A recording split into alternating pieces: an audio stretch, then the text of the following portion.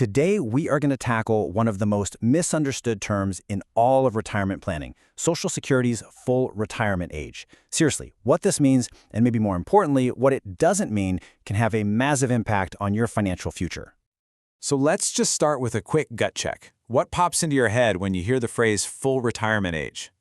Go ahead, take a second. Because if you're like most people, your first thought probably isn't the whole story. The common thinking usually goes something like this. Oh, that's the official age, right? The finish line where the government says I'm supposed to hang up my hat. But treating it like some kind of mandatory retirement date, well, that can be a real financial trap.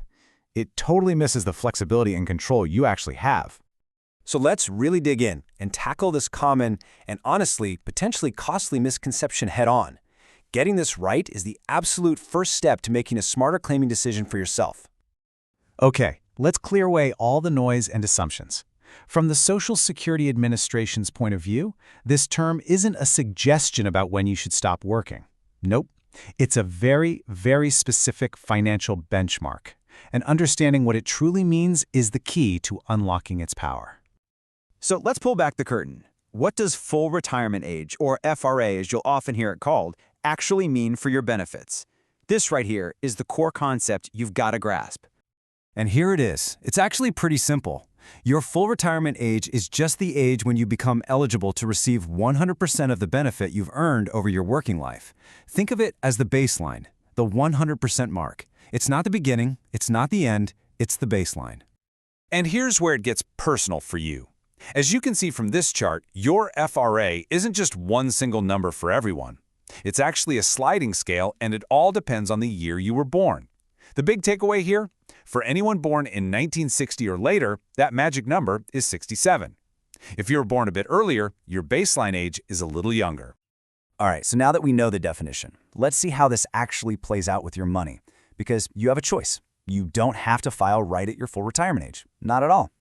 This leads us to another huge misconception. Does filing at your full retirement age get you the biggest check you can possibly get?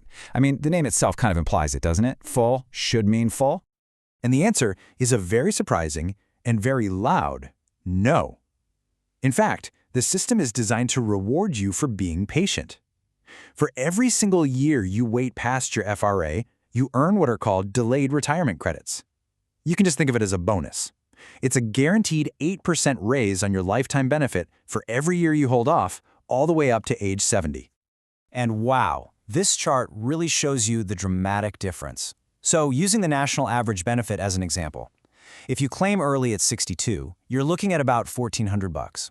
If you wait until your FRA of 67, you get that baseline of about $2,000. But if you delay all the way to age 70, that pushes your monthly check to nearly $2,500. The difference is incredible.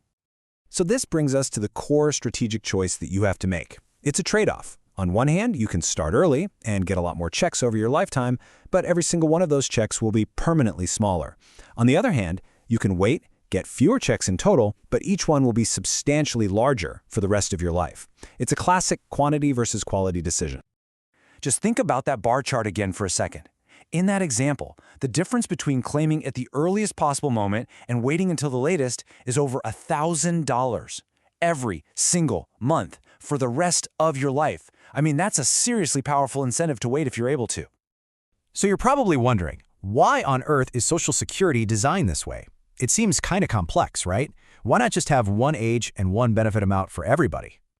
Well, the logic behind it is something called actuarial neutrality. Basically, the math is designed so that it's all a wash. Whether you take smaller checks for a longer period of time or larger checks for shorter time, the system predicts that for an average person, the total amount of money you get over your whole life will be about the same. The big variable, of course, is that your life isn't the average. The real goal here isn't to trick you or confuse you. It's actually to give you maximum flexibility. The system acknowledges that, hey, everyone's situation is different. Some people might really need that money sooner, while other people can afford to wait it out for that bigger payout later on. And this all leads us to the ultimate question, the one that really matters. What is the right claiming age for you? And this is where all the spreadsheets and averages stop, and your personal life begins. There's no single magic formula here. The right answer for you is like a puzzle, and you solve it by looking at these key pieces: your health right now, your family's history of longevity, what other financial resources you have, and of course, your immediate needs. If there's one thing you take away from all this, it's this. The Social Security system is built on averages, but your life is not an average. Full retirement age isn't a finish line someone set for you. It's a starting benchmark for one of the most important financial decisions you'll ever make. So the final question really isn't, when can I retire? It's how will I use this knowledge to write the best possible financial story for myself?